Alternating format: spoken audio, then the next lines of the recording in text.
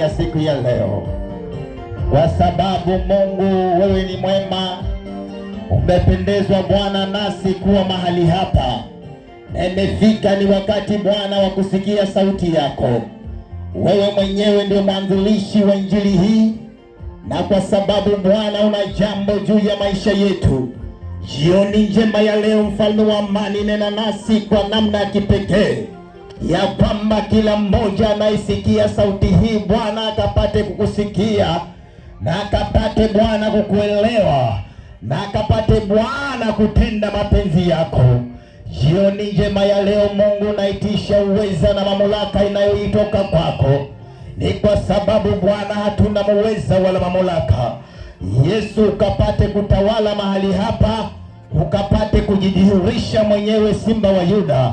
Shuka mwenyewe na jeshi lako la mbinguni, Simba wa Yuda, ukapate kutamalaki katika anga hii ya mlima wa Papunda. Kwamba mfalme wa amani, kila sikio likapate kukusikia jioni njema ya leo, na kwamba kila jicho likakuone mwana wa Adamu jioni njema ya leo. Jidhihirishe Simba wa Yuda, ukapate Bwana kuyatenda mapenzi yako ndani ya roho hizi ambazo umezikusanya mahali hapa. Ni kwa sababu Yehova wanahitaji ukusikia wewe. Umenileta tu Bwana kama chombo, Simba wa Yuda, umenibeba jinsi utakavyo, na nasema ni asante Baba yangu. Ni kwa sababu umenibeba, umenihurumia. Sistahili Bwana kuipaza sauti hii, lakini wewe mwenyewe Bwana, kwa sababu umependezwa nami jioni njema ya leo, haina budi Baba kusimama na kupaza sauti hii. Ni kwa sababu sauti ni yako, ni kwa sababu mwili huu ni wako Baba. Maisha ulinipa wewe na uzima ni wako Jehova. Kwa hivyo sina budi kuyatenda mapenzi yako jioni njema ya leo. Nipende mateletele, Simba wa Yuda, nikapate kuipaza Jehova. Naomba nihubiri kama sitawahi kuhubiri tena. Maisha yangu Mungu kapate kuyatawala sasa. Ni kwa sababu wakati ni sasa, hakuna wakati mwingine tena. Simba wa Yuda, ulisema ya kwamba wakati wako ni sasa. Hivyo ni sasa, sikio lisikie, macho yaone kwamba unayatenda yako juu ya mlima huu. Sauti hii Baba ikawe ya msaada kwa watu wa mlima huu, na kila roho Baba zinazotawala anga hii, tunatuma radi katika anga zikapate kuchapwa mara 770 kwa uweza na mamlaka yako, katika jina la Yesu Kristo aliye hai. Tuma moto katika anga, itakase anga hii Jehova, itakase ili sauti yako ikapenye kwa kila nyumba na kwa kila kiumbe, kwamba kikasikie sauti yako jioni njema ya leo. Utukufu wako ukapate kunyesha katika mlima huo kwa punda.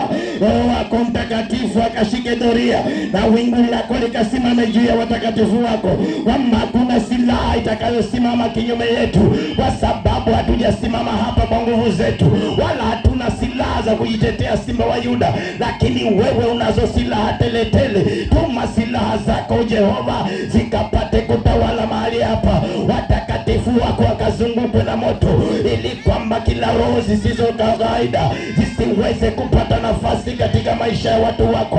Siku ya leo Baba, bomoa milima, bomoa madhabahu, bomoa kila maroho, bomoa kila anga isiyokuwa ya kawaida, mandunguri na kila roho za kutumwa na kujituma katika anga hii. Tunazikataa, tunazikemea kwa uwezo na mamlaka katika jina la Yesu Kristo aliye hai.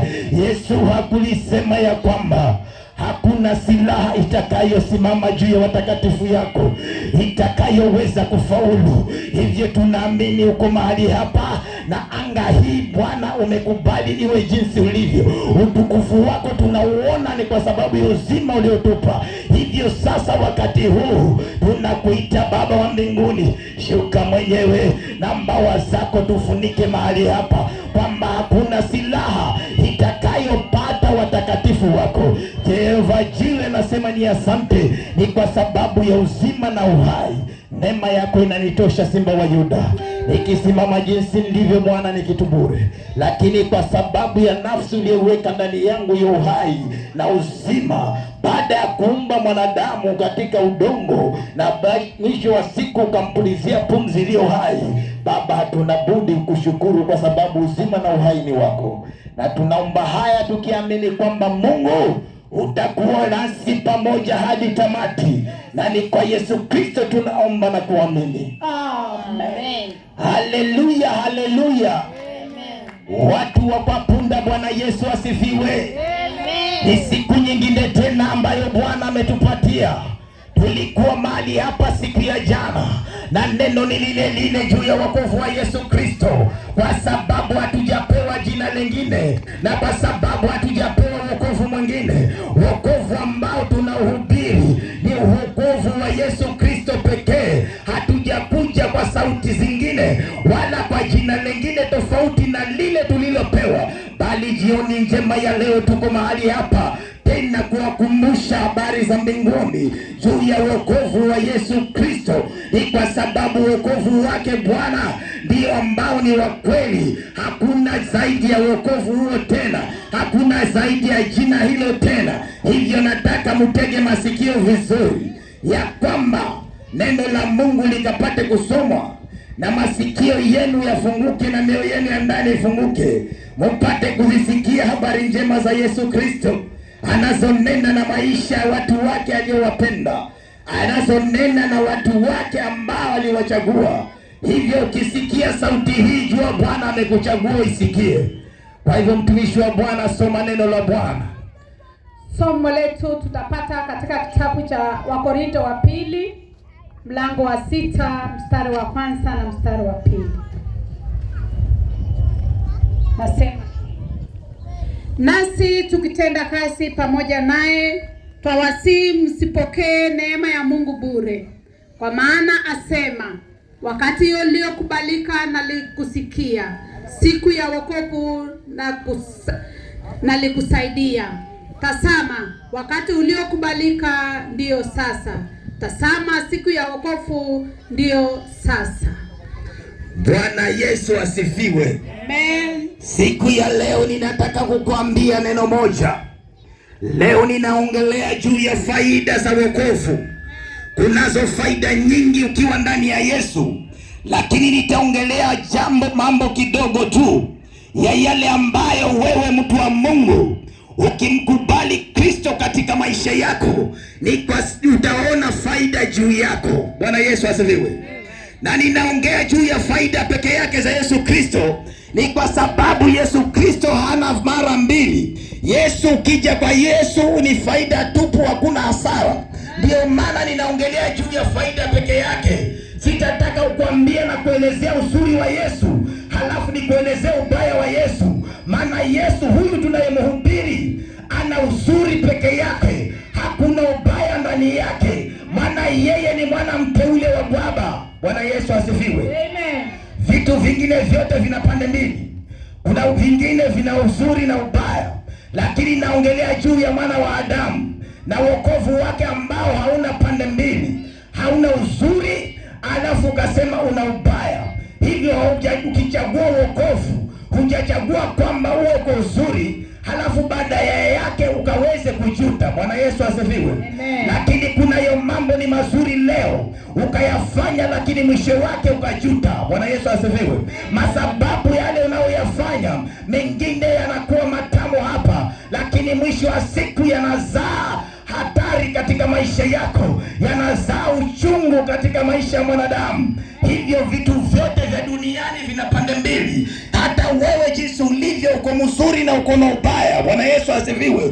Hivyo yeyote ambaye anaishi ako na picha mara mbili, huyo tambua ni mzuri lakini anabadilika. Bwana Yesu asifiwe. Lakini hapa ninahubiri habari za Yesu Kristo ambaye kamwe hatawahi kubadilika. alivumilia hadi mauti. Bwana Yesu asifiwe. Na hivyo huyo, kwa sababu neno lake ni la kweli, ndio maana kupitia neno lake tunasimama. Haina haja tena Yesu ashuke alidhihirishe neno lake, lakini kwa sababu aliliweka muhuri katika neno, Yesu anafanya kazi. Bwana Yesu asifiwe. Haleluya. Kwa hivyo sikiza kwa makini. Ni kwa sababu mara nyingine unajiuliza, mimi je, nikiokoka nitapata nini? Na ni maswali ambayo yako katika watu wengi. Bwana Yesu asifiwe. Ni kwa sababu hawajaweza kujua kwamba ninapookoka ni nini kinatendeka. Haleluya. Amen. Unaanza kusema nitapata nini? Nitaokoka alafu itakuaje? Bwana Yesu asifiwe. Amen. Hayo maswali hujaanza wewe. Hata wanafunzi wa kwanza wa Yesu waliopatana nao, haikuwa rahisi kuacha mambo aliyokuwa wamezoea. Mwisho wa siku akamuuliza Yesu, wakamwambia, Bwana, umeacha yote, tutapata nini? Bwana Yesu asifiwe. Mtumishi, hebu nataka unisomee kitabu cha Mathayo mlango ule wa 19 mstari wa 29. Utasikia majibu Yesu akiwajibu wanafunzi wake. Mathayo 19 mstari ule wa 29. Nasema hivi, na kila mtu ayaachaye nyumba, hau ndugu wa kiume hau wa kike, hau baba hau mama, hau watoto hau mashamba, kwa ajili ya jina langu, atapokea mara 100 na kuirithi uzima wa milele. Haleluya. Hayo si maneno yangu, ni maneno ya Yesu Kristo. Ni kwa sababu alijua haya mambo yanawafunga watu kutoamua kumfuata yeye. Unaweza kuwa huwezi kumfuata Yesu ni kwa sababu umependa sana ulimwengu. Kuna mambo fulani ambayo umeyashikilia, ambayo hata sauti hii ikipita ndani ya moyo wako unajiuliza itakuwaje. Bwana Yesu asifiwe. Amen. Lakini Yesu alisema ya kwamba mtu ambaye atayakana mambo haya na kuyaacha na kumfuata yeye, basi Yesu aliwaahidi kwamba mtapata teletele pia na uzima wa milele. Bwana Yesu asifiwe. Amen. Kwa hivyo kwa Yesu hakuna hasara. Mambo mengine yote yana hasara. Vile unavyofanya una hasara. Hata ukafanya biashara siku moja unapata hasara. Bwana Yesu asifiwe. Amen. Ukapata faida, halafu kesho ukasema ingia hasara. Bwana Yesu asifiwe. Amen. Lakini ndani ya Yesu, wewe ukikubali kutembea na Yesu, hakuna hasara utakayoipata. Bwana Yesu asifiwe. Amen. Na wacha nikwambie jioni njema ya leo, kitu cha kwanza utakapompokea Yesu Kristo ni kwamba wewe mtu wa Mungu, ni kwa sababu wewe ni mchafu. Bwana Yesu asifiwe. Amen. Kwa sababu wewe umejaa mambo ya ulimwengu, kitu cha kwanza mwana wa Adamu anachofanya ni kukusamehe dhambi zako. Bwana Yesu asifiwe. Amen. Haleluya. Amen. Kwa sababu ile unayoyafanya yanaandikwa. Kuna kitabu kilichofunguliwa mbinguni cha kila mtu, cha matendo ambayo unayoyafanya kila siku, na inarekodiwa jinsi unavyofanya. Lakini wakati utakapokutana na Yesu, mashtaka ya dhambi ulizowekewa katika kitabu chako, Bwana anazifuta. Bwana Yesu asifiwe. Amen. Anazitoa. Na hayo anayadhibitisha katika kitabu kile cha Waebrania mlango ule wa 8 mstari wa 12, ambapo anasema kwa sababu nitawasamehe, anasema atawasamehe, yani utumishi, soma hiyo Waebrania 8 mstari wa 12. Anasema kwamba kwa sababu nitawasamehe. Nasoma. Soma. Kwa sababu nitawasamehe maovu yao. Yes. Na dhambi zao sitakumbukwa tena.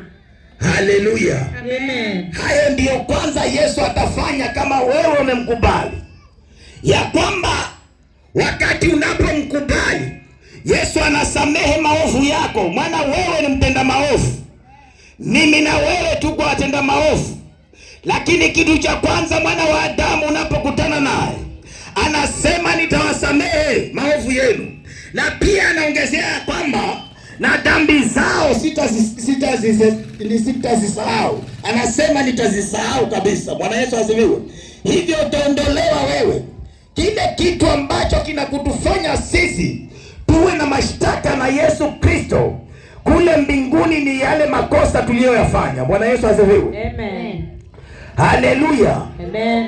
Baada ya mwana wa Adamu kukuondolea dhambi zako, kumbuka kwamba katika dhambi kuna hukumu ulikuwa umewekewa. Bwana Yesu asifiwe. Amen. Kwa sababu ile dhambi inazaa hukumu ya siku hiyo. Bwana Yesu asifiwe. Amen. Hivyo unapokuwa na dhambi, ujue kwamba dhambi zitakapoandikwa zinaambatana na hukumu ya siku hiyo. Na kwa sababu huyu mwana wa Adamu, hakuna mtu mwingine atakaye kuja kwa hukumu wanadamu ila yeye mwenyewe. Bwana Yesu asifiwe. Atasimama akiwahukumu wanadamu sawa sawa na matendo yao. Bwana Yesu asifiwe. Haleluya. Lakini wewe ukiwa katika Bwana, baada ya Yesu kuondolea dhambi zako, kitu ambacho anafuata, anaondoa ile hukumu, ambapo pale anayadhibitisha katika maandiko. Tukisoma katika kitabu cha Warumi 8 mstari ule wa kwanza, Biblia inasema, na sasa basi hakuna hukumu ya adhabu juu yao ya wale walio katika Kristo Yesu. Bwana Yesu asifiwe. Yaani watu wao wanaondolewa hukumu, yaani hukumu inafutwa mbinguni, kwamba huyu sasa si mmoja wa wale watakaoenda jehanamu. Bwana Yesu asifiwe. Hiyo ni faida yako wewe, kwa sababu kumbuka kwamba usione utaishi ukufe. Bwana Yesu asifiwe. Amen. Hasa ukifa katika dhambi, haya ndio utakuwa na kungojea kule mbinguni.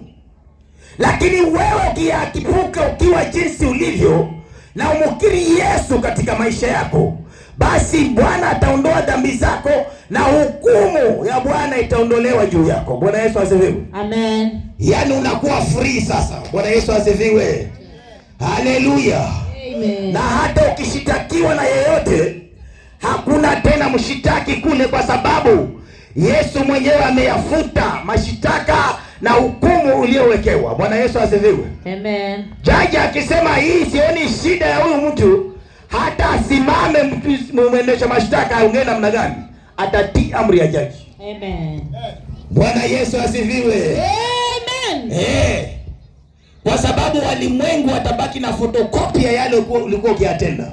Lakini katika maisha yako wewe na Bwana uko safi. Bwana Yesu asifiwe. Amen. Historia yako itabaki tu. Huyu alikuwa mlevi, huyu alikuwa mzinzi, lakini wewe hiyo haikusumbui tena, kwa sababu umempokea Kristo. Bwana Yesu asifiwe. Amen. Hiyo itabaki kwa watu kumbukumbu. Bwana Yesu asifiwe. Watakusengenya, huyu alikuwa mchawi, ando anaenda kanisani na zibo uchawi, lakini wewe umeuacha uchawi. Bwana Yesu asifiwe. Haleluya. Watabaki na yale maneno ya zamani, kwamba huyu ndiye alikuwa akituroga, huyu ndiye alikuwa hata anakuja kutuibia, huyu ndiye alikuwa anakuja kufanya hivi. Bwana Yesu asifiwe. Huyu ndiye amekuja hapa kaafya mimba. Bwana Yesu asifiwe. Amina. Lakini sio wewe tena, umebadilishwa. Maana tazama, mambo haya yote yakifanyika katika mtu wa Mungu, Biblia inasema ya kwamba tazama, sasa ya kale yamepita, Yes. na sasa ni mapya. Bwana Yesu asifiwe. Amen. Wale watabaki na mambo ya kale, watanungunika wakisema, lakini hawawezi tena kukushitaki Kabisa. Haleluya. Kule mbinguni hakuna mwendesha mashtaka kule. Amen. Bwana Yesu asifiwe. Wacha hapo, ukishitakiwa utakiwa mwendesha mashtaka, asiupa kutafute lawyer.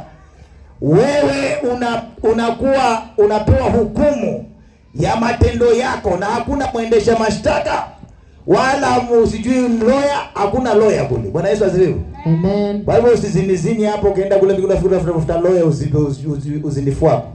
Haleluya. Amina. Haleluya. Hivyo wewe unashitakiwa na yale uliyoyafanya mwenyewe. Bwana Yesu asifiwe. Amen. Baada ya wewe mtu wa Mungu umeondolewa mashtaka, umeondolewa hukumu ya kwamba sasa huyu ni amekuwa kiumbe kipya. Bwana Yesu asifiwe. Amen. Kitu kinachofuata sasa, unakuwa mtakatifu wa Mungu. Bwana Yesu asifiwe. Amen. Sasa wewe umekuwa mtakatifu wa Mungu, na hiyo maneno Yesu Kristo anayadhibitisha katika kitabu cha Petro wa kwanza mlango wa kwanza mstari wa 16. Anasema hivi, imeandikwa kwamba mtakuwa watakatifu kwa kuwa mimi ni mtakatifu. Bwana Yesu asifiwe. Amen. Haleluya. Amen. Yesu ananena maneno haya kwa sababu wewe hujapondolewa mambo hayo, hauwezi kuwa mtakatifu wa Mungu pasipo Bwana Yesu kukuondolea dhambi zako, na utaondolewa dhambi zako kwa sababu umemkubali Yesu maishani mwako. Bwana Yesu asifiwe. Amen. Haleluya. Amen. Haiji tu hivi hivi. Hata unaweza kuwa unaenda kanisani na dhambi zako hazijafutwa. Bwana Yesu asifiwe. Amen. Unazo tu. Wasema unaenda kanani lakini unaenda na dhambi zako. Bwana Yesu asifiwe. Naenda kanani na dhambi zako kufuata tu, hutaki kuzitubu. Bwana Yesu asifiwe. Haleluya. Amen. Hivyo unaweza kuwa mchafu na uko ndani ya kanisa. Amen. Unaweza kuwa mchafu na umeingia kwa mto. Kwa mto ukiingia jisugue. Bwana Yesu asifiwe. Amen. Waingia bafu tu alafu atoka. Harufu ya kufuata mwenyewe. Chukua ujisugue. Na kujisugua ni huko kutubu huko. Unaangalia ni wapi kuchafu. Unasugua, unatoa. Bwana Yesu asifiwe. Amen. Lakini ukaingia, maji ni mazuri babafu. Kapiga shawa hata lisali moja ukitoka hujasugua tu kwa vile vile. Bwana Yesu asifiwe. Haleluya. Amen. Hivyo wewe basi utakuwa ni mtakatifu wa Bwana kwa sababu wewe sasa umemkubali Kristo, na hiyo sasa imekupatia nafasi ya kuwa mtoto wa Mungu katika ufalme wake ujao. Bwana Yesu asifiwe. Amen. Yaani sasa una nafasi ya kukaa na mwana wa Adamu katika kiti cha enzi. Amen. Kukaa na yeye, kula maisha na yeye. Bwana Yesu asifiwe. Na hayo ndio mengi, wacha haya. Wewe unapoambia kidogo hapo unaringa, subutu. Wewe hata kabla hujafanya nini wewe ushapokonywa hiyo miaka. Bwana Yesu asifiwe. Amen. Hivi wewe unajua utaishi miaka mingapi? Si unashindana na kudanganya wewe. Anakwambia bado upo wewe bado mtoto. Kwenda hakuna mtoto wala mtu mzima. Bwana Yesu asifiwe. Ukazaliwa leo na ukaenda leo chini. Sio unaishi, shukuru Mungu wewe. Bwana Yesu asifiwe. Neema. Umepewa neema, umeishi, umefika miaka vyako 50, 20. Hata wewe hiyo huwezi kumshukuru nayo Mungu. Unaona bado sana. Ndio umefika miaka 20 ndio umechipuka. Nasema ndio wacha nile maisha. Bwana Yesu asifiwe. Kitambo kule maisha, hiyo miaka 20 Mungu alikuwa anataka kupatia neema ya miaka hata 70 hivi. Uneharibu mwenyewe. Bwana Yesu asifiwe. Wanasema wanakula maisha na. Haleluya. Amen. Unapiga miaka 20 badala ni kwa ndevu umepunguza tayari. Magonjwa yamekuchapa. Hapa kwa unashuhudia umeona mtu amekuwa mzee na miaka yake. Bwana Yesu asifiwe. Haleluya. Amina. Kuna watu wamepoteza ile originality yao. Hawako vile Mungu alikuwa amewapanga, ni kwa sababu ya vile walivyochezea maisha yao. Amina. Haleluya. Amen. Kwapata mtu hata miaka sio hiyo, lakini ukaambia huyu hata anaweza bwana nanti. Haleluya. Bwana Yesu asifiwe. Amen. Wakati mwana wa Adamu amekukaribisha katika kiti cha enzi, wewe sasa umekuwa mtakatifu wa Bwana. Kitu kinachofuatia sasa, Mungu wa mbinguni anakuweka huru kweli kweli. Bwana Yesu asifiwe. Unawekwa huru. Yaani sasa wewe, kama kuna mambo yalikuwa yanaweza kuwa kikwazo kwako, hata kuwa kikwazo tena. Bwana Yesu asifiwe. Kama ni magonjwa yatatoweka tu. Yaani unapewa kinywa ya kutamka mambo yatendeke katika maisha yako. Bwana Yesu asifiwe. Unajazwa uweza. Ndio pale tukisoma katika kitabu cha Yohana 8 mstari ule wa 36, Biblia inasema ya kwamba basi mwana akikuweka huru utakuwa huru kweli kweli. Bwana Yesu asifiwe. Haleluya. Yaani sasa wewe unakuwa huru. Unakuwa huru kwa sababu ya uchawi. Unakuwa huru kwa sababu ya mapepo. Hayatakuwa hautakuwa sehemu ya maisha yako tena. Unakuwa huru kwa sababu ya ulevi, hautakuwa sehemu ya maisha yako tena. Unakuwa huru kwa sababu ya uzinzi, hautakuwa mzinzi tena. Unakuwa huru kwa sababu ya umbea, hautakuwa mumbea tena. Unakuwa huru kwa sababu ya uuaji, hautakuwa muuaji tena. Hivyo basi, hata kama ulikuwa unatumbuliwa na wachawi, wachawi hawataweza tena kukunasa. Ni kwa sababu Mungu mwenyewe sasa amekuweka huru ya mambo hayo yote. Yaani umeteuliwa, umewekwa katikati ya utukufu wa Bwana. Hakuna jambo linalokugusa tena. Ni kwa sababu wewe ni mteule wa Mungu. Yaani unakaa ukiwa wewe sasa ni mtoto wa mfalme. Amen. Bwana Yesu asifiwe. Amen. Ndio maana tukiringa, tunaringa ndani ya Yesu. Tunatani. Tunafanya hivi. Maana wacha hata wakirusha zinarudi. Tunazikanyaga hizo dawa, hazifanyi kazi. Bwana Yesu asifiwe. Zimeingia maji. Ziweke hata hapo njia nije zikanyage mimi.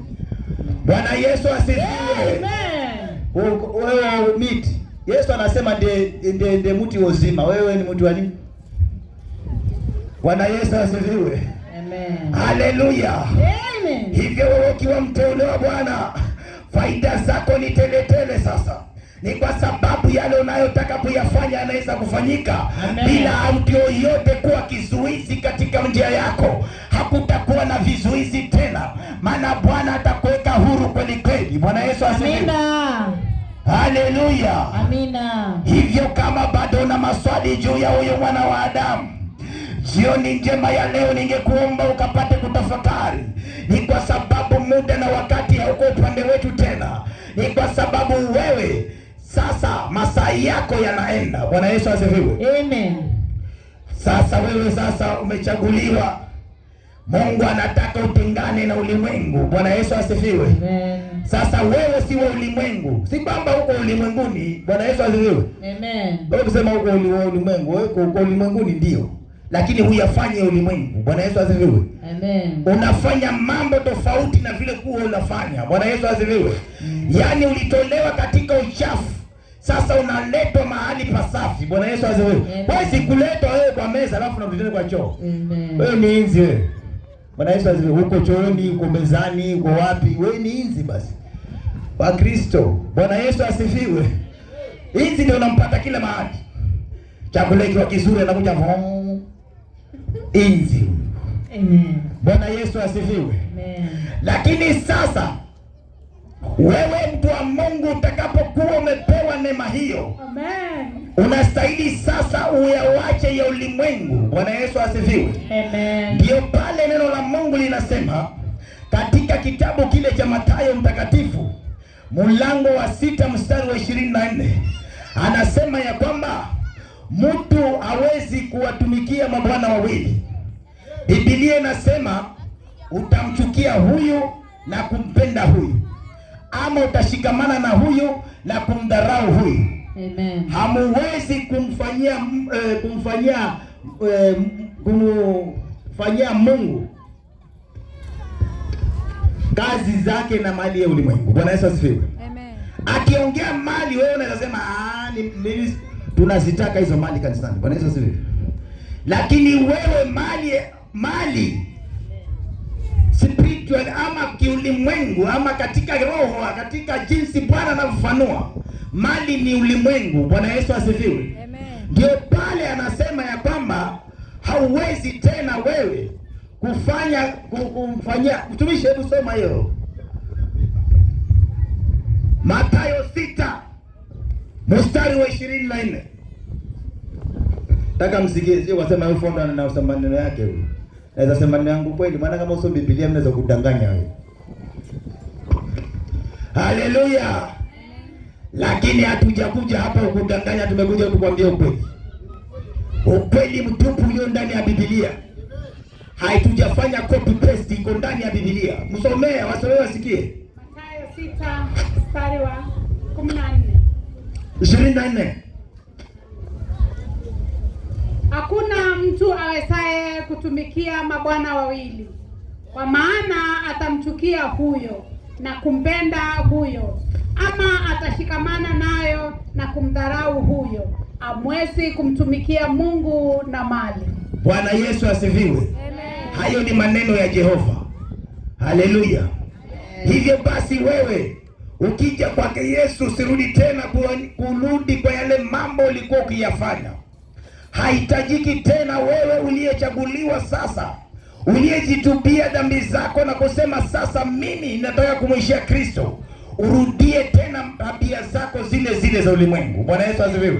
Ni lazima uonekane kama jinsi ulivyokiri. Upya wako katika ulimwengu wa roho uwe mpya katika matendo yako na tabia zako, ili watu wayatambue matendo mema ya baba yako. Bwana Yesu asifiwe. Amen. Na hayo ndio atamtukuza Mungu. Bwana Yesu asifiwe. Amen. Kwa sababu kusudi lako wewe ukiokoka ni kumtukuza huyu Kristo. Haleluya. Ninajua wengine wanataka kuokoka kwa sababu anasema nitafanywa nini. Wengine hawataki kuokoka lakini wanapenda kuombewa tu. Bwana Yesu asifiwe. Yaani wanapenda maombi wewe hao watu. Wanatangatanga. Mara ameenda kwa pastor yule, amepewa chumvi. Mara ameenda kula, amepewa mafuta ya upako. Mara ameenda kula, amechukua maji. Usiokoke wewe, unasumbuka wewe bwana. Basi. Bwana Yesu asifiwe. Amen. Wewe ukisikia tayari amekuja na kitambaa, huyo waenda kuchukua kitambaa. Mimi sikupi kitambaa na kupatia Yesu utembee naye. Amen. Bwana Yesu asifiwe. Amina. Ina haja gani? Leo wewe unaenda kuombea, kwa nini unaenda kuombea upone? Hata utaombea upone siku nyingine ombe hata mpaka ikatae uende ukufe. Bwana Yesu asifiwe. Amina. Kwani hao walioomba hawajakufa? Walikufa. Haleluya. Amen. Si uchangamuke wewe. Hizo ni cream hizo unapakwa hizo. Bwana Yesu asifiwe. Unaenda unachukua kitambaa ati mimi uone ambao sitaroba, utaroba hivyo hivyo na kitambara chako. Kwanza ndafahamu. Haya, mimi nimeenda kuchukua maji opako, ndio maana hulali usiku unazunguka tu ukipiga maji opako nyumba yako. Yesu badala akaenda ndani yako afikie na kwa kuta za nyumba. Wakesha usichapa hizo wachawi wasije. Watakukujia wewe. Maana hayo maji si yako wewe. Bwana Yesu asifiwe. Haleluya. Haya, huko utapiga maji opako ndani ya nyumba utoke huko njiani nako. Utatembea na maji opako ukimanga. Utatembea huko njiani. Haleluya. So mkubali Yesu tu, mambo yao rahisi. Yaani unatembea tu bila stress. Bwana Yesu asifiwe. Amina. Ukisimama mahali ukisema Baba ninakuita, unasikia mbingu zimeshuka. Yes. Unasikia kumbe kuna Yesu. Wewe nakwambia utamu ulio ndani ya Yesu asikwambie mtu bana. Unakuwa na ujasiri tofauti na vile unavyofikiria. Amen. Hata kwa hofu unaona roba sijui nani fulani kijicho, awe na kijicho, awe na ndunguri, awe na nini, hata baki naso mwenyewe. Haleluya. Amen. Tunaitwa kwamba ni wateule wa Bwana, hatubabaishi tena na hizo vitu. Bwana Yesu asifiwe. Babaishi kabisa. Sasa wewe unakataa kumkokea Yesu, lakini unafuata wahubiri ukichukua vitu vyao vya madhabahu yao. Ati hivyo ndio unatembea navyo. Hata mimi sijapokea Yesu lakini hata mwende ya nyumba yangu na vitambara za hizo sijui nani, nina maji opako, nina chumvi nenda kupewa na mtumishi wa Bwana. Wewe baki na hiyo chumvi yako, wewe utaenda jehanamu. Bwana Yesu asifiwe. Amen. Haleluya. Amina. Watakuombea. Wakuombea, haya umepona enda. Lakini umepona mwili wewe, hujapona roho. Sikesho anasikia umekufa pungulu. Amekuacha umeenda na dhambi zako. Bwana Yesu asifiwe. Amen. Anasema alimwombea yule mama alikuwa mgonjwa au baba alikuwa mgonjwa, lakini yule je alikubali Yesu? Kuisha wewe. Jehanamu inakungoja. Kwa sababu wokovu wa Yesu hauji kwa kuombewa na mtu. Bwana Yesu asifiwe. Inakuja kwa kusikia na kuliamini neno la Mungu. Amina. Na ukate kauli ndani ya moyo wako kumwishia Yesu. Si kwa wakati tu na matatizo, lakini unakuja kwa Yesu jinsi ulivyo, kwa sababu wewe ni kazi ya mikono yake. Haya aliyokupatia na nguvu ulizonazo, hizo si zako, amekupatia uzitumie kwa muda, na mwisho wa siku nguvu zako zitaisha wewe. Bwana Yesu asifiwe. Amen. Hivyo siringe na umuri ulionao na nguvu ulizonazo. Hiyo ni kitu bure. Bwana Yesu asifiwe. Amina. Leo unatembea, kesho utatembea wewe. Na wewe lakini unaomba shike mkongojo wewe. Bade. Kuna nini? Mwili ushachoka lakini rohoni mwako unaambia mwili ujapochakaa, sisi tunafanywa upya ndani ya roho. Bwana Yesu asifiwe. Amen. Haleluya. Yaani mwili wako unachakaa wewe mtu wa Mungu, lakini ndani unazidi kufanywa upya. Haleluya. Amen. Ndio nataka usomewe. Mathayo 6 mstari ule wa 33 kwenda mstari wa 34. Tumishi wa Bwana, hebu wasomee. Mathayo mtakatifu mlango wa 6 mstari wa 33 yasema hivi: bali utafuteni kwanza ufalme wake na haki yake, na haya yote mtazidishiwa. Basi msisumbukie ya kesho, kwa kuwa kesho itajisumbuka yenyewe. Bwana Yesu asifiwe. Haleluya. Amen. Anasema bali utafuteni kwanza ufalme wake na haki yake, na haya yote mtazidishiwa. Bwana Yesu asifiwe. Ninajua una kiu ya uzima ndani ya maisha yako, mwili wako unaugua sana. Bwana Yesu asifiwe. Ninajua kwamba hata unapitia magumu kiasi cha kwamba unaona mambo hayaendi, lakini unajiuliza itakuwaje. Lakini hapa Yesu Kristo anasema tutafute kwanza ufalme wake na haki yake, na hayo mengine mtazidishiwa. Bwana Yesu asifiwe. Ni kwa sababu baada ya wewe kumkubali Kristo, sasa Bwana atashughulika na maisha yako. Bwana Yesu asifiwe. Amina. Utapewa akili na maarifa. Bwana Yesu asifiwe. Amen. Haleluya. Amina. Wakati wewe una Mungu anakufungua, na Bwana ndiye anapatiana hekima. Bwana Yesu asifiwe. Amen. Usifikiri utakuja tayari kwa sababu unasema mwanzo. Siku hizi mnadanganywa kweli sasa hivi. Sasa hivi kama ningekuja hapa nikasema naachilia magari, mngekuja mbio mbio hapa. Wewe nataka langu hata mimi. Bwana Yesu asifiwe. Naachilia pesa, nazitaka. Pesa haziji hivyo wewe. Bwana Yesu asifiwe. Mpaka usifanyie kazi. Amen. Wanakudanganya hao. Hakuna pesa inayoachiliwa mtu wa Mungu. Amen. Hebu nisikize kwa makini. Utakaponisikia wewe utachanuka wewe. Bwana Yesu asifiwe. Yes. Utaenda na wingu la kusema njoo pokea nini wewe? Fanya kazi wewe. Acha uvivu. Bwana Yesu asifiwe. Wewe sio unataka kupokea tu. Pokea. Halafu arudi hivyo, basi tumeenda kupokea ndani ya nyumba, nimempokea tayari magari. Kaa ndani ya nyumba, jipige shiti lala. Bwana Yesu asifiwe. Amen. Kesho amka hivyo hivyo. Kama maskini. Umeenda kupokea pesa, unaamka huna chakula wewe. Sababu mvivu. Bwana Yesu asifiwe. Amen. Hata neno linasema mvivu asile. Bwana Yesu asifiwe. Amen. Mungu akasema atabariki kazi za mikono yetu, kwani Mungu yeye anajua kwamba wewe usimjaribu Mungu wewe. Amen. Bwana Yesu asifiwe. Kwa sababu hizi mnafanya ni vitimbi. Ndio maana Mungu hatakiwa juu mbinguni. Mnamjaribu Mungu kwa mambo ambayo mnayajua. Ya badala wewe jishughulishe ati nimepokea. Wewe. Bwana Yesu asifiwe. Amen. Pokea sana basi. Haleluya. Amen. Ndio maana hata ibada tunaziweka kwa kipindi kanisani. Siku ya wiki uende ukafanye kazi, wewe usitusumbue wewe. Bwana Yesu asifiwe. Amen. Hata ukijashinda hapo ndani utapokea nini? Si utashindwa wewe. Bwana Yesu asifiwe.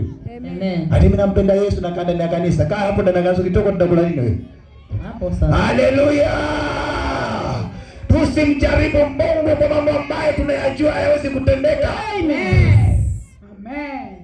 Wewe njoo kanisani, pokea neno la Mungu, pokea utukufu wa Bwana, halafu toka katika ulimwengu. Bwana alisema kwamba atatufungulia milango popote utakapokanyaga utapata kibali. Yes. Tunaenda tunagonga, tunaambiwa hapa ipo kazi, tunaifanya. Bwana Yesu asifiwe. Amen. Tunapata pesa. Yes. Wewe usishinde hapa hata unakuja kulala mlango wa kanisa. Uondo Omba, unakuwa omba kwa sababu ya tabia zako. Bwana Yesu asifiwe. Yes. Haleluya. Funguka masikio mtu wa Mungu. Mungu wa mbinguni anawepatia hekima na maarifa ya wewe mtu wa Mungu kutoka popote utakapoingia. Bwana yuko pamoja naye mpaka aweze kusaidia kuafikia malengo yako. Ndio hapo unakuja alafu unataka kesi. Nimeenda kanisani sijui kama ni nani haendi mambo. Ulitoka lini kwenda tafuta kibarua wewe? Tulia utaona. Haleluya. Wewe usitusumbue. Sisi tunahubiri Injili, wewe funguliwe. Enda ulimwenguni tafuta kazi wewe. Enda popote Bwana akufungulie milango. Enda popote Mungu atakuwa pamoja nawe. Ni kwa sababu nguvu za Mungu zitakuwa juu yako, zitakutumia kukwenda popote, ukakufungulia milango ya baraka na milango ya ushindi. Usitusumbue, kafanye kazi. Fanya kazi yako, Mungu aibariki. Amen. Haleluya. Amen. Hata sisi tunaihubiri injili ya Bwana, tunafanya kazi. Bwana Yesu asifiwe. Amina. Lakini wewe unataka tu maombi na urudi kitandani, wewe shindwa wewe. Katika jina la Yesu. Pokea Yesu Kristo. Amen. Ambaye sasa atakupatia maarifa ya kuweza kuyafanya yale ambayo ulikuwa huwezi kuyafanya. Atakufungulia masikio, atakufungua macho. Kuna vitu viko katika macho yako lakini huvioni kwa sasa. Ni kwa sababu umefungwa macho, lakini wakati fulani utafunguliwa na uone kwamba kumbe mimi nilikuwa natembea na dhahabu, na hii kumbe nilikuwa siwezi kuiona, lakini leo mimi ninaona. Hivyo basi unashuhudia ukuu wa Mungu. Bwana Yesu asifiwe. Kuna watu walipokutana na Yesu maisha yao kabadilika, ni kwa sababu walionyeshwa mambo ambayo sasa wewe. Bwana Yesu asifiwe. Amen. Hautaki kumpokea Yesu. Ukienda kwa Yesu weka mashaka yako yote. Bwana Yesu asifiwe. Anza muujiza. Si mwekee moyo wako kwanza. Bwana Yesu asifiwe. Amen. Mwambie Bwana, nimekukubali katika maisha yangu. Naomba Bwana ukatawale moyo wangu. Ninatubu dhambi zangu, ni matendo yangu yote niliyoyafanya. Mungu anakukubali. Amen. Na anapokubali sasa anakufanyia yale anayotaka yeye, si wewe. Bwana Yesu asifiwe. Amina. Haleluya. Amen. Hivyo siku ya leo mlima huu kwa punda, nimekuja kuwatangazia habari njema ya kwamba ndani ya Yesu hakuna hasara, ni faida tupu. Bwana Yesu asifiwe. Amen. Ya kwamba sasa ukimpokea Kristo, hakuna siku utasimama ujute kwa kumjua Yesu Kristo. Ni kwa sababu huyu mwana wa Adamu katika utukufu wake hakuna mahali ambapo aliwahi kubadilika. Tazama, huyu aliyevumilia hadi mauti, hata wakati alipokuwa amekuja kuchukuliwa na wale wa askari, watu mmoja akamkata sikio, mwanafunzi wake mmoja akakata sikio mmoja wa wale ambao alikuja kumvamia. Yesu Kristo mwenyewe alilichukua lile sikio akamrudisha. Hakutaka kabisa kuyatenda yasiyofaa, alitaka kutenda wema hata pahali palipo na ubaya. Bwana Yesu asifiwe. Amen. Haleluya. Amen. Hivyo wewe ukiwa mahali hapa, ujue kwamba ukimchagua Yesu umechagua jambo jema katika maisha yako, na ni kwamba sasa wewe hutawahi kujuta tena. Kuna vitu umevichagua katika ulimwengu huu, lakini baada ya muda fulani na miaka ikienda, ukasimama ukijuta, ukilia, ni kwa sababu hizo vitu mwisho wake vina majuto. Lakini huyu Yesu Kristo hana majuto kamwe. Wakati unapomkubali siku ya leo, anakupatia neema ya hapa duniani kuishi tena. Wewe mtu wa Mungu, ukifa ndani yako ni faida kwa utukufu wa Bwana. Ni kwa sababu wewe sasa hautaonja mauti ya pili, utakuwa hai sasa, na baada ya hapo utaendelea kuwa hai katika utukufu, katika ufalme wa Bwana. Bwana Yesu asifiwe. Amen. Hauna hasara. Haleluya. Amina. Lakini enda hao huko kwa dark world yao, kuna hasara. Mtu unaingia vizuri, wengine wanaenda wanashindwa na hizo masharti huko mwisho. Lazima zimekuwa nguvu, usiingia wewe. Mwanzo ulipewa poa hizi. Kule wanakupa hizi dogo dogo kwanza. Mbona tunataka kambuzi. Unasema mbuzi nini basi tepi pa. Natoa. Bwana Yesu asifiwe. Amen. Leo lazima nataka kuku. Bwana Yesu asifiwe. Kesho zimepanda panda, sasa unaona vitu vinakuwa vizuri kweli kule. Ukifika mahali hivyo basi tunataka mtu hapo. Bwana Yesu asifiwe. Amen. Inaumana. Naanza kusema sasa ni nani? Yule mpendaye kabisa. Bwana Yesu asifiwe. Amen. Maana kule kuna uzuri alafu kuna majuto. Bwana Yesu asifiwe. Na ambao yule mpendaye kabisa za kwa mke wako ama mume wako. Bwana Yesu asifiwe. Amen. Bali wewe hujawahi kusikia watu mtu ametolewa na mke wake ama mume wake? Shasikia. Ambao huyo bwana alikula bibi yake huyo. Huyu bibi alimtoa bwanake. Bwana Yesu asifiwe. Ndio maana anaishi maisha yale. Hasa wewe unaishi maisha ambayo ni ya mateso. Bwana Yesu asifiwe. Amen. Lakini ninakutangazia siku ya leo katika hali hiyo yote, ninakwambia afadhali uchague Kristo kuliko kuchagua mambo ambayo baada ya muda yatakuletea madhara katika maisha yako. Bwana Yesu asifiwe. Amen. Maana kuna watu hata sasa kumwambia wacha ulevi, anakuambia mimi siwezi, mimi nikikunywa ndio nafanya kazi vizuri. Bwana Yesu asifiwe. Amen. Kuna watu niliwaona wakisema wakipiga hivyo ndio wanafanya kazi vizuri. Kadri unavyoendelea ulevi unakutawala, mwili wako unaisha nguvu, kila siku unaenda unaparara, mwisho wa siku hata hiyo pombe ikiingia ndani yako haina mahali ya kwenda. Bwana Yesu asifiwe. Amen. Ikiingia hivyo unakuwa kama maiti unaitembea. Bwana Yesu asifiwe. Baadaye unasema, unaambiwa madhara ulionayo sasa ni kwa sababu ulitumia pombe miaka mingi. Hivyo hii pombe imeharibu maisha yako. Kuna vitu vimeharibika ndani yako na vimesababishwa na hii pombe. Ndio unasema utamu wote niliokuwa nikisikia. Bwana Yesu asifiwe. Amen. Hata ni sigara. Saa hii mtu ukimwambia wacha sigara nakwambia unasema nini wewe? Lakini baada ya muda, kila kitu kina muda. Unaenda kupulizia moshi, mapafu zako zinajaa. Mwisho wa siku unaenda unaambiwa sasa wewe mapafu yako sasa yameoza. Bwana Yesu asifiwe. Amen. Si tabia zako hizi. Ukikosa mapafu wewe utakuwa kuna hasara. Tumia ataka mwenyewe. Amen. Bwana Yesu asifiwe. Wewe yatende unayoyatenda, lakini mwisho wako yale unayoyatenda ujue kwamba mwisho yana majuto.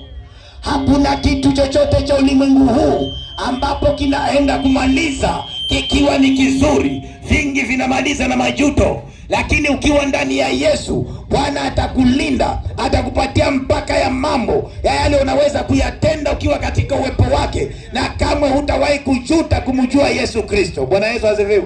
Amen. Haleluya. Amina. Watu wa kwa Punda, jioni njema ya leo, kama unasikia sauti hii popote ulipo, inakuomba ukapate kuchukua hatua yako, uje katika uwepo wa Bwana. Wokovu huu unaohubiri mahali hapa ni wa bure. Hujaitisha mtu hata shilingi. Njoo jinsi ulivyo tu, mwambie Bwana niko mahali hapa. Mimi ninahitaji kupokea huu wokovu wako. Na Mungu yuko tayari kukupokea jinsi ulivyo. Haijalishi wewe unafanya mabaya namna gani. Unaweza kusema mimi hata saa hii mimi ni mlevi. Njoo vile vile uko mlevi. Bwana Yesu asifiwe. Unaweza sema mimi hata saa hii niko na ndunguri. Njoo na hizo ndunguri zako. Bwana Yesu asifiwe. Na uje uzitoe hapa, tuzichome kama vile nilichoma zangu na mimi nikawa free man. Bwana Yesu asifiwe. Mimi zangu nilizichoma, wewe unakaa nazo za nini? Unajitesa wewe. Bwana Yesu asifiwe. Unajifunga funga kwa kiuno, unafikiri utakingwa na nani wewe? Ndunguri haikingi mtu, wewe ni mjinga, pumbavu. Unajiharibia maisha yako mwenyewe. Wacha nikwambie siku ya leo. Na nataka unisikie kwa makini vizuri. Mahali popote kwenye mganga, jua wewe umekutana na conman. Bwana Yesu asifiwe. Wale ni wavivu ambao wanatumia tactics za kuibia watu tu, hakuna lolote wale. Bwana Yesu asifiwe. Wana njaa. Ndio maana akija kukodisha, wengine wanakodisha huko. Waganga, Bwana Yesu asifiwe. Kokote mliko mjue nyinyi ni maconman. Na wacha niwaambie, hawa watu wana njaa zao. Ndio maana yeye hana kazi ya kufanya. Kazi yake ni kupiga zile mbunguri, anaita watu. Bwana Yesu asifiwe. Akiamka na asubuhi hapa kwa Punda, yeye ndiye atatega hizi njia hizi. Sababu anataka watu huko. Anakuja hapa anasema nataka watu, anazunguka hivi anaweka. Usifikiri ati mchawi hana kazi na wewe una kazi gani wewe? Bwana Yesu asifiwe. Mganga ndiye mchawi mkubwa katika maisha ya wanadamu. Mganga atalaje njaa na wewe uko hapo wewe? Afungue hapa, mimi nifungue mzimu yangu hapa. Halafu nina njaa na wewe uko hapo. Na kurushia kitu wewe uje. Bwana Yesu asifiwe. Amen. Na hao watu ndio wanarushia watu vitu. Bwana Yesu asifiwe. Amen. Nasikia umerushiwa jini. Jini gani bwana? Bwana Yesu asifiwe. Ni yeye. Ukienda kwambia umerushiwa na mtu usijui nini, na alichukua ile. Kumbe alichukua yeye mwenyewe alikalaki. Bwana Yesu asifiwe. Amen. Wakaka anasema huyu bwana hajaletea pesa na anakurudishia tena hilo jini lako. Sema nimerudi, ninakupenda hili jini. Bwana Yesu asifiwe. Naona kuwa mjinga, unakuwa customer wake. Hata huyo mganga huyo ukichukua dawa zake majini anifuate urongo. Yeye ndo anakupa majini. Ukipewa hiyo hirizi, wacha nikwambie siri basi. Wakati uko na hirizi ya mganga, wewe huruki popote kabisa. Kila ufalme wa giza utakuwa juu yako.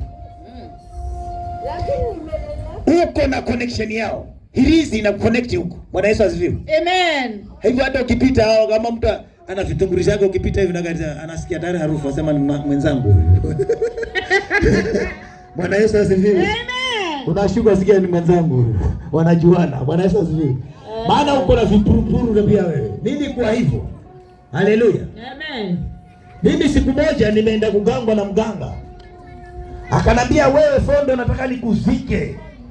Nikuondolee matanga kabisa. Bwana Yesu asifiwe. Amen. Ili kwamba hata ule wachawi wa kwenu wakija, unajua kule kwetu sio tunaogopa wachawi sana. Unajua Malindi. Wachawi saa zingine wanakatwa huko wazee. Kule nilikuwa hatuweki wazee wanamvi kule.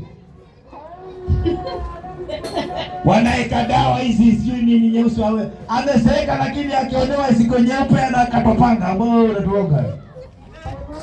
Bwana Yesu asifiwe. Amen. Hasa wazee kule walikuwa wanaweka hizo, wanaweka dawa ile akitoka ni mzee unaona hivyo, lakini yule nyeusi.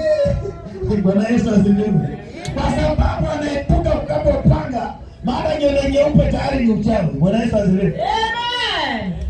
Akasema wewe nakuzika wewe. Mimi kaenda nikanunua mwenyewe pale marikiti pale makuku kubwa nikampelekea Meritini. Nikifika kaburi langu limechimbwa.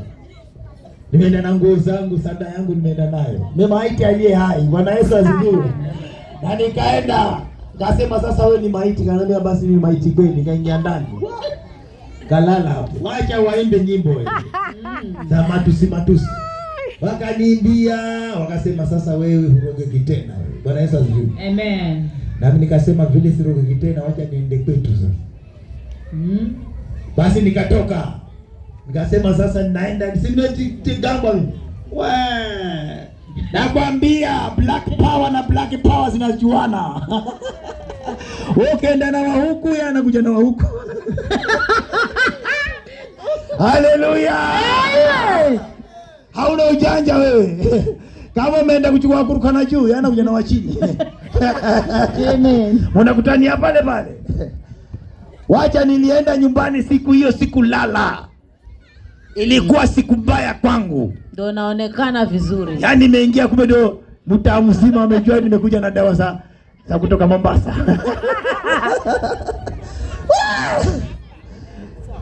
Nikasumbuka hiyo siku, silali nini. Na niko mimi nimejigamba, niko na mahirizi yangu. Mimi nilikuwa na hirizi nyingi bana. Nilikuwa mpaka nilikuwa na ringa nazo. Nasema hakuna mtu anaweza kunigusa. Wajua unaweza fanya kitu mpaka ukaringa nayo. Sasa mimi nilikuwa na ringa na hirizi. Bwana Yesu asifiwe. Hiyo siku ndo nilijua kwamba hiyo nguvu nyeusi na nguvu nyeusi zinajuana. Basi hiyo siku hiyo baba kucha. Nimechanjwa mimi. Onyeshwa moto. Yaani mimi ambaye nimeambiwa sigusu nimechanjwa. Tena nimechanjwa mkono, hata sijui alikuja saa ngapi huyo mchawi huyo. Alikuja kwa mkono wangu kabisa akanichanja huyo. Bwana Yesu asifiwe. Nikaingia hofu. Nilikuwa na namba, alikuwa na simu ya mganga, akampigia mwambia. Nasema haya mzee. Yeye alikuwa mduruma huyo. Haya mzee mnambaze. Mzee ukubefuza sozo kamari. Yaani kukufuzire kumzimini mazirefu soza namba. Mzee maza muendera mateso hao. Yaani ananiambia hao wamefanya mateso.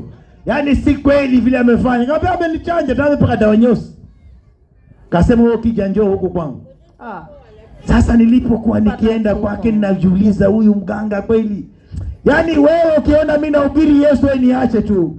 Amen. Haleluya. Amen. Ukiona nasema Yesu ni mtamu wewe niache. Yes. Kwa sababu najua utamu wake na yale ametenda katika maisha yangu. Amen. Yaani mimi nilikuwa naishi kwa hofu. Nikaenda kwa huyo mganga. Akasema yeye na akachukua dawa yake akapaka. Akapaka nini? Ninakwambia hakuna dawa ya mganga itakayokupatia amani wewe. Haleluya. Hakuna. Mimi ningekuwa na amani singekuja kwa Yesu. Amen. Ningebaki huko nikimtumikia huyo mganga. Bwana Yesu asifiwe. Amina. Maana nilikuwa nimejihami kwa kila kitu. Lakini nataka kukwambia kwamba licha yale yote ndio yatenda, hakuna mahali nilipata amani. Amen. Hata hivi saa hii huyo mganga alikuwa anajitia mkali sana aliyekuwa chini huyo. Bwana Yesu asifiwe. Amen. Maana siku moja naenda nina shida, nafika pale naambiwa na yule mtu wake wa mkono, anaambia huyu mzee amelazwa huko Potrizi huko, anaugua sukari huko. Bwana Yesu asifiwe. Amina. Yule jamaa anambia twende tumuone, kamwambia moyo wangu roho inakuja sema okoka, ingine nasema waganga ni mengi. Bwana Yesu asifiwe. Amen. Mimi niliokoka nikitafuta waganga. Bwana Yesu asifiwe. Amen. Nikakutana na Yesu, muganga wa waganga wote. Amina. Nikaeka irizi chini. Yes. Nikatembea katika utukufu wa Mungu. Toka mwaka wa 2009. Wewe miaka mingapi? Kama wewe mchawi angekuwa mimi ningekuwa na roba, si angekuwa amenimaliza huyo. Amen. Lakini nikakata hiyo anga mpaka leo. Jina langu aliko tena huko kwa waganga huko. Nimebaki na zile chale tu, lakini chale pia Bwana amenisaidia, ameziba hizi. Hata ukiziangalia usioni. Bwana Yesu asifiwe. Amina. Mpaka nikuonyeshe nikwambie hizi ndio chale hizi. Lakini zilikuwa zinaonekana. Nilikuwa nimechanjwa sana mimi. Mairizi nilikuwa nayo hata sina hesabu nayo. Lakini wacha nikwambie kitu kimoja. Ni mashaka umejichukulia wewe. Bwana Yesu asifiwe. Na uko mahali hapo bado unateseka katika hiyo hali. Ukiona kwamba mganga atakubadilishia maisha, nakwambia hakuna mganga atakayekubadilishia maisha. Mganga ni Yesu peke yake. Utabaki na maisha yako ya kuteseka miaka nenda miaka rudi. Ni kwa sababu umemtumania mwanadamu aliyeumbwa kwa mikono ya Bwana, ambaye yeye ana siku za kuhesabiwa, ambaye yeye hana maisha. Leo yuko na kesho hayuko. Hata unaweza toka ukagonga mlango wake ukaambua huyu amefariki. Bwana Yesu asifiwe. Amen. Ni waganga wangapi ambao hawako? Walikuwa wanajifanya wao ni wasaidizi wa watu, lakini leo hii ardhi imewameza. Hawaonekeni tena katika madhabahu zao. Ardhi iliwameza na wakasaulika. Na bado watu wanashika kutafuta waganga. Ninakwambia unapoteza muda wako katika maisha aliyokupa Mwenyezi Mungu. Ni kwa sababu siku zako zinahesabika. Mwisho wa siku utakufa katika dhambi, na baada ya hapa kutoka ulimwenguni utaenda jehanamu ya milele. Ni kwa sababu umekataa kupokea huyu Yesu ambaye katika utukufu wake atakupatia uzima wa milele. Amen. Bwana Yesu asifiwe. Amina. Hivyo kiwa mahali hapo tunapoenda kuimba wimbo huu, ninaomba uchukue tu nafasi yako, uje tu katika uwepo wa Bwana Yesu. Yesu anakupenda jinsi ulivyo. Usijione kwamba ufai. Kwa mwanadamu huenda ufai, lakini kwa Bwana unafaa. Kwa mwanadamu anaweza kudharau, lakini kwa Bwana hutaweza kupokea madharau. Yesu hadharau mtu yoyote. Yesu anapenda watu katika kila viwango. Huenda umetengwa na ukaonekana kwamba uko katika kiwango fulani. Nimekuja kukutangazia siku ya leo, kwa Yesu hakuna upendeleo. Yeyote ambaye atamkubali mwana wa Adamu anakuwa pamoja naye. Haijalishi ni masikini, haijalishi ni tajiri, haijalishi uko kilema, haijalishi wewe ni kipofu, haijalishi wewe ni kiziwi, lakini Yesu Kristo anakupenda jinsi ulivyo. Hivyo mtu asikuzie uoga na kusema kwamba baba Yesu Kristo anabagua. Watu ndio wanabagua, hata dini zinabagua, hata ukoo wanaweza kukubagua, lakini Yesu hawezi kukubagua wewe. Haleluya. Hivyo chukua nafasi yako, useme tu Bwana niko hapa. Yesu hahitaji kitu kwako, anahitaji ukiri kwa kinywa chako ya kwamba yeye ni Bwana, na pia uamini katika moyo wako ya kuwa Mungu alimfufua katika wafu, na wokovu wa Bwana utashuka katika maisha yako. Ni kwa sababu ameuleta neema ya hii bure. Hakuna zaidi ya hiyo, haulipii chochote. Wewe kazi yako ni kuamini tu na kusema Bwana niko hapa. Bwana Yesu asifiwe. Hivyo simama kwa miguu yako mahali popote ulipo. Wimbo unakapoimbwa, wewe uweze kuchukua nafasi, uje katika uwepo wa Bwana ili ukapate kumpokea Yesu Kristo maishani mwako. Ninajua umelemewa na mambo mengi, lakini hayo yaache kando. Mpokee Yesu kwanza, na hayo mengine Bwana atakushughulikia. Haina haja umwambie Bwana mambo mengi. Jioni njema ya leo mukiri tu yeye kwamba ni Bwana na ni Mwokozi wa maisha. Hivyo basi utakapomkiri, Mungu atakushughulikia maisha yako. Haina haja uanze kumlalamikia. Bwana yuko mahali hapa, anayajua yale unayopitia hata kabla hujamwelezea. Hivyo anakujua ndani ulivyo, anajua matendo yako, hata ukajificha wapi Bwana anakuona. Hivyo huwezi kujificha katika uso wa Bwana. Utajificha katika uso wa wanadamu, lakini katika macho ya Bwana popote utakapoingia, taa la Mungu linakumulika, macho yake yako kwako. Hata ukaenda kufanya uchafu, Mungu yuko anakuona. Kwa hivyo huwezi kujiziba kwa Mwenyezi Mungu. Hivyo jinsi ulivyo, haina haja uje ukilalamika. Njoo jinsi ulivyo mpendwa, mwambie Bwana, niko mahali hapa, ninatamani nikupokee katika maisha yangu, ninatamani nitembee katika uwepo wako, ninatamani niyatubu manyonge yangu. Wewe tu mkubali Yesu katika maisha yako. Kuna neema imeachiliwa jioni njema ya leo. Huenda wewe ndio umechaguliwa. Mpendo, usijifungie neema hiyo. Hii neema ni ya bure. Wingu limefunguka sasa. Neema imeachiliwa kwamba wewe ukapate kumpokea Yesu. Neema ya bure bila gharama. Hii ni neema ambayo imeachiliwa kwa watu wote, haijachagua. Huenda uko katika dini fulani, haijachagua dini yoyote, haijachagua kabila lolote, haijachagua agenda yoyote, lakini hii neema ni ya bure kwa watu wote waliokubali, kwa watu wote watakaojisalimisha. Waje tu kwake Yesu, watapata rehema za Bwana. Jioni njema ya leo, wewe chonga tu karibu mpendwa, songa mahali hapo ukapate kupokea neema. Wewe songa mahali hapa. Kuna utukufu umeachiliwa, kuna nguvu zimeachiliwa, kuna neema ya kipekee imeachiliwa. Huenda ni wewe unatafutwa, huenda ni wewe unatafutwa. Siku ya leo kutane na maisha mapya katika Yesu. Siku ya leo kutane na huyu Yesu. Huenda ni wewe siku ya leo umechaguliwa. Usijifungie mlango. Siku ya leo mwana wa Adamu yuko mahali hapa. Roho wa Mungu anatembea akitafuta maisha ya watu. Ndio maana tumeleta injili hii, ni kwa sababu ya roho za watu kuja kutafuta waliopotea, kuja kutafuta waliogizani, kuwaleta katika nuru. Hii ni neema ya Mungu imeachiliwa katika mlima wa punda. Huenda uko ndani ya nyumba, mpendwa, chukua hatua, kuja katika uwepo wa Bwana.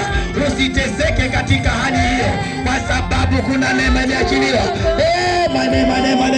Neema ya watu wote ambayo inafungua, ambayo inaweka huru. Haitakuwa jinsi ulivyo, utafunguliwa,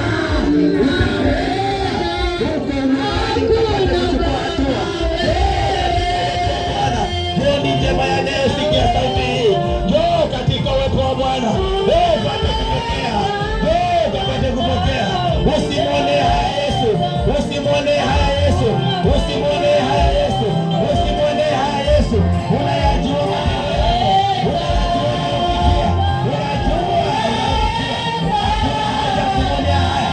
Hii ni neema ya kipekee, imeachiliwa tu, watu wakapate kupokea, watu wakapate kufunguliwa katika jina la Yesu.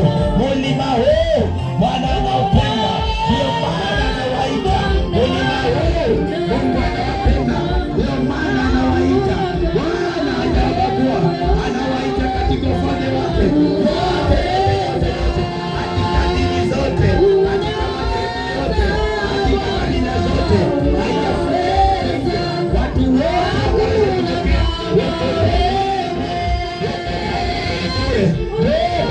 wokovu wa Bwana. Kapokea wokovu wa Bwana. Hakuna kufungiwa, milango iko wazi. Wana wa Adamu wamefungua milango, wana wa Adamu wamefungua milango. Pokea wokovu wa Bwana. Hii ni bure, neema imeachiliwa. Tunawaita katika uwepo wa Bwana, katika uwepo wa Bwana.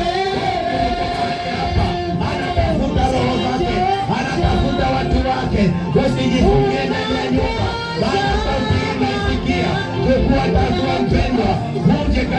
uwepo wa Bwana. Uje upokee hii neema. Hii neema ni ya bure. Hii neema itatosha. Hautajuta katika maisha yako. Hautajuta katika maisha yako. Utashuhudia ukuu wa Mungu. Yale unayopitia yale unayopitia hatakuwa si kitu, kwa sababu Mungu atakuwa pamoja naye. Siku ya leo Mungu ameachilia rehema zake. Siku ya leo Mungu ameachilia utukufu wake mahali hapa katika mlima huu. Mungu anahitaji roho yako. Mungu anahitaji maisha yako. Ukapate kumpokea. Ukapate kumpokea. Wingu linajaa utukufu wa Mungu kwa mahali hapa. Nguvu za Mungu kwa mahali hapa. Hautazuia hizo nguvu, kwa sababu Bwana ameachilia neno ya kipekee ya kuokoa watu wake na kuwaweka huru katika jina la Yesu Kristo aliye hai. Katika jina la Yesu Kristo aliye hai.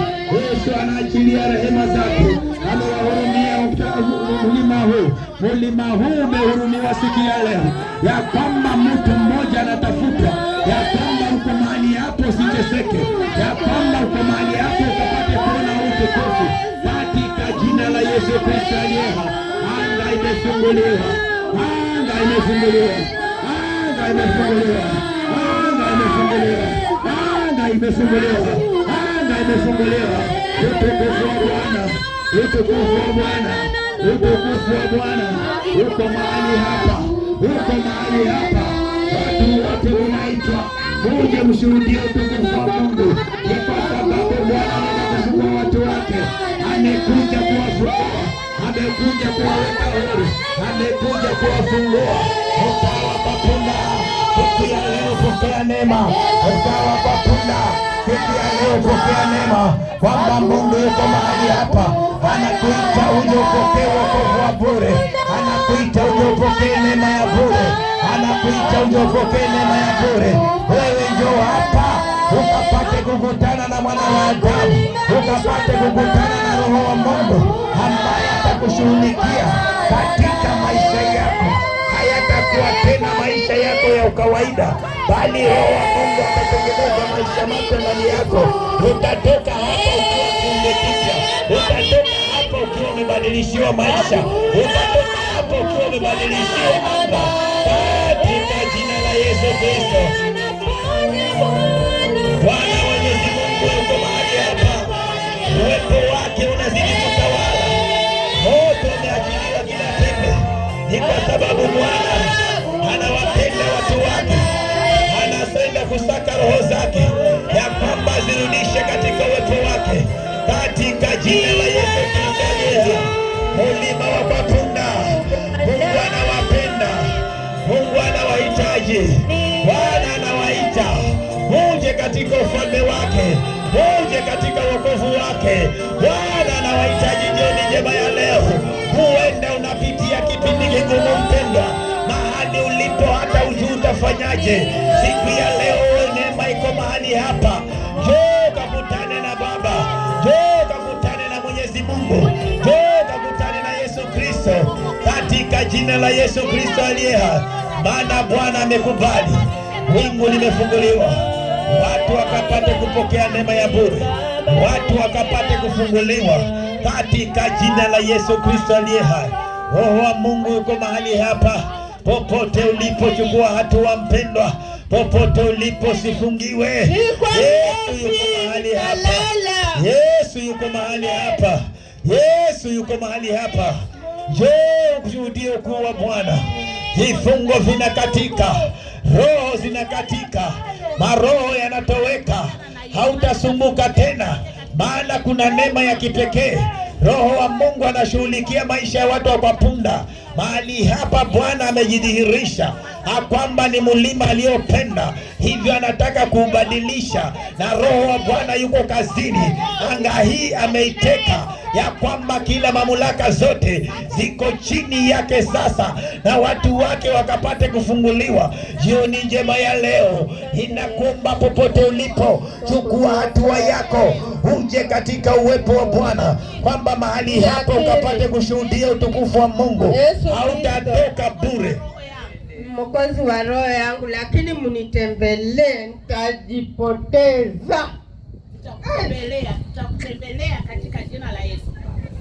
Tutakutembelea kuanzia leo. Utakuwa wewe ni rafiki wa kanisa hili na hautakuwa peke yako. Sana mnisamehe. Bwana Yesu atakusamehe. Inanena mema. Inanena mema. Damu ya Yesu inanena mema. Inanena mema. Damu ya Yesu inanena mema. Inanena mema. Damu ya Yesu inanena mema. Inanena mema.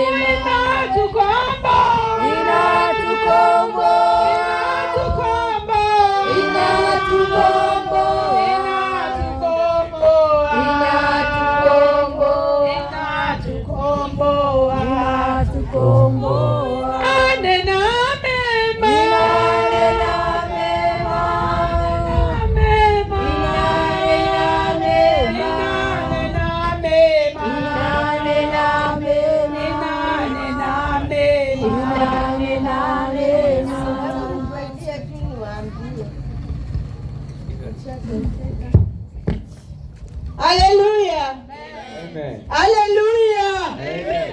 Bwana asifiwe. Amen. Bwana asifiwe. Amen. Mnisaidie katika maisha yangu. Nilitoka bara nikarudi huku. Nimeona nalewa tu katika shida zangu. Sina kutegemea ila ni Bwana. Nimepita mapito zote katika dunia hii. Nishapita tena nikarudi bado. Yesu anakupenda. Yesu anakupenda. Amini tu. Mnipende. Tunakupenda. Tulikuwa nao hapa kwa punda. Wao tulikuwa tunalewa nao. Wote hawako. Nikanifanya nikaenda bara. Tena nikarudi bara ni ile watu. Mungu anaweza kukutoa mahali Mungu ulipo. anisaidie. Anakutoa, amini tu kwamba Mungu atakukomboa. Muniombee tu ndugu zangu, muniombee hata kesho mnitembelee tu. Sina kuja kanisani kesho na baada ya ibada tutakutembelea. Niko kwa ndugu yangu Omito. Tutakuja huko kwa Omito. Muniangalie mimi msichana mmoja. Amen. Amen. Amen. Dunia imenifanya hivi kupenda kwangu. Mungu ni Mungu wa rehema. Anaweza kukukomboa. Amini tu kwamba Yesu anaweza. Anaweza katika maisha yako jioni ya leo. Ilikuwa kwa sababu yako ili ukapate kutoka mahali uliko nazo. Na Mungu katika jina la Yesu. Asante Bwana. Asante kwa ajili ya mtumishi wako Jennifer. Ninamwinua mbele zako jioni ya leo. Tazama Bwana, amekuja mbele zako ndani ya madhabahu yako ili Bwana akapate ukombozi. Yesu unaweza na unatenda yale anayoyapitia katika maisha yake. Mungu wetu Bwana unaweza. Mtoe mahali alikowekwa. Komboe katika mahali alikonaswa katika jina la Yesu. Ninadai wokovu juu ya maisha yake. Addiction zote za ulevi, roho za mogoka, roho za mirana, anasa zote. Anaona yuko peke yake. Bwana Yesu, wewe Yesu unaweza. Toe umbebe kwa mkono wako ulio ndani ili Kristo ukapate kuonekana katika maisha yake. Giza hilo analoliona la upweke, Bwana ukaweze kumwangazia nuru yako. Maana wewe Kristo ni nuru. Angaza kwa ajili ya maisha yake ili jina lako likapate kuinuliwa. Nasi Bwana tunamweka mikononi mwako. Usimwache, usimpite, wala usimpungukie. Neema ya ajabu na ushindi ikawe juu yake Bwana. Na vile anapoishi Bwana kakuone Bwana ukiwa pamoja naye. Asante Mungu, maana ni wewe Bwana. Bwana Yesu, jioni ya leo ninakushukuru ni kwa ajili ya jioni njema. Tangia jana tumekuwa mahali hapa katika mlima huu ni kwa ajili ya roho za kwa punda. Nami Bwana ninainua watu wako mikononi mwako. Tazama tumenena nao kupitia kwa neno lako. Bwana ni wewe sasa ukaendelee kuwahudumia. Napotamatisha Bwana mkutano huu tunajiweka mikononi mwako. Walioingia wagonjwa, walioingia na shida, wanaopitia mapito marefu na mengi wasioyaweza, wawezeshe Bwana kukujua na kwa kupenda Masia, ili Bwana ukapate kuwakomboa wakaje kwako na mwisho wa siku wakapokee uzima na taji ya uzima wa milele. Asante Bwana kwa ajili ya mnenaji. Asante Bwana kwa roho zote na nafsi ambazo zimewakilishwa jioni ya leo na kuweza kufanikisha mkutano huu. Kibali chako kimekuwa pamoja nasi tunapoenda nyumbani kujitayarisha kwa ajili ya siku ya kesho, tunajiweka mikononi mwako Bwana. Simama nasi Bwana kwa ajili ya jioni ya leo. Roho ya kulipiza kisasi kwa sababu ya kusimama mahali hapa Bwana hayatakuwa na uwezo juu yetu. Tenganisha na hizo maroho za kwa punda mara 7 za mwili Bwana. Roho za kulipiza kisasi ndani ya kanisa lako Bwana hazitakuwa na uwezo. Yale yote ambayo tumeyakemea hayatakuwa na uwezo juu yetu, bali Bwana ukafungue watu wako. Tunafungulisha tena mlango wako wa kanisa kwa ajili ya roho hizi Bwana ambazo zimesikia neno lako, na Bwana tunaalika uwepo wako Bwana ukaenende nasi. Basi tumeomba kwa imani tena kwa ajili ya utukufu wako, na ni katika jina la Mungu Baba, Mwana na Roho Mtakatifu. Amen.